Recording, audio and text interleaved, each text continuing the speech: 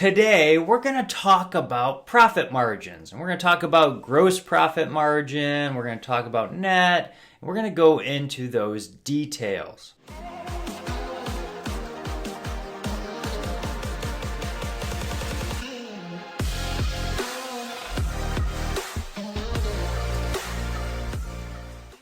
So a lot of small businesses try to figure this out. What's the profit margin to use? How do we use? What's gross profit margin?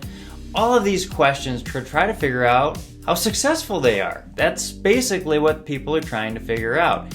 If I understand my profit margins, then I can understand how profitable I am. And so let's kind of get into some definitions. There's gross profit margins, there's net profit margins, there's contribution margin, there's EBIT, there's EBITDA. All of these are acceptable to use, but basically we need to function on what is our net profit if we really want to understand what that is. But first, let's talk about what gross profit margins really are.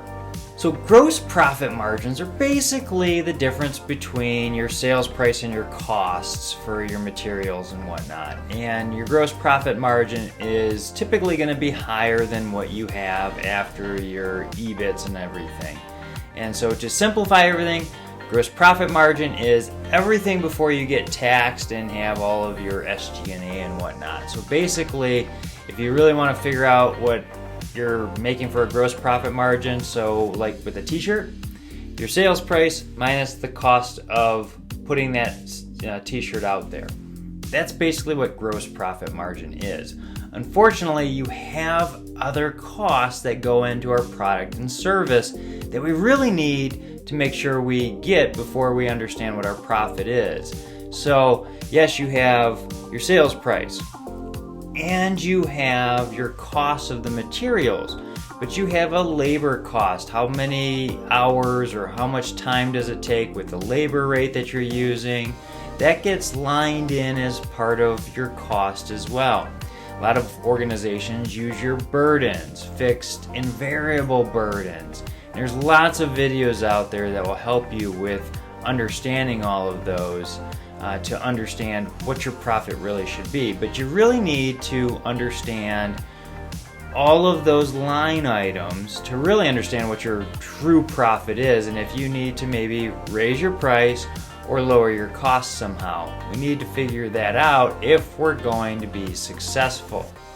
And so let's talk about some of those costs. I mean, you have your packaging, you have freight to bring that in there. So your packaging of sending something out. There's returnable packaging, there's expendable packaging. There's a lot that goes into this, and there's videos out on the web that will help you with this. One thing we need to understand, I want to focus on the pricing aspect, is what's our sales price compared to the market? Yeah, that's right. What's our sales price?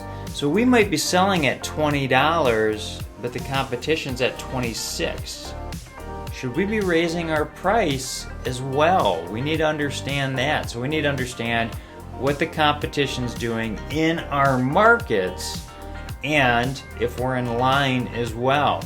Not that you want to fix that pricing with anybody, because that's illegal, and organizations have been thrown to the FBI because of those kind of situations. We never want to get in there, but we should understand where we're at in the marketplace, and either we have to go up or down.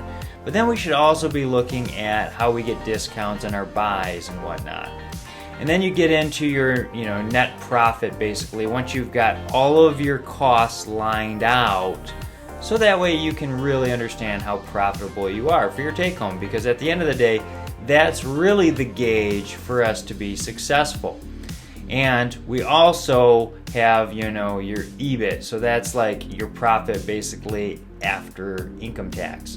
Because you're taxed, you have your sales tax that you have to pay, right, to the states. Well, then you have federal taxes and whatnot. So you need to understand that. And that, understanding all of those, will help you understand how profitable you really are.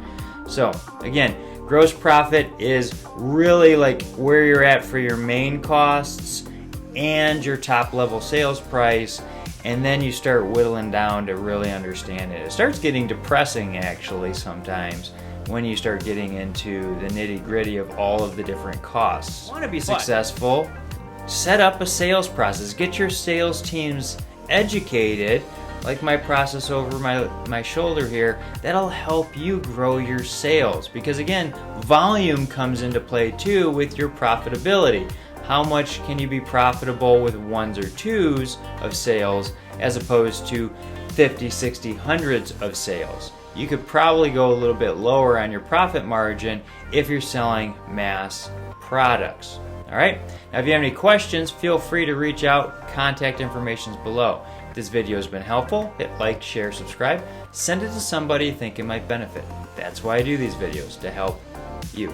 We'll see you next time.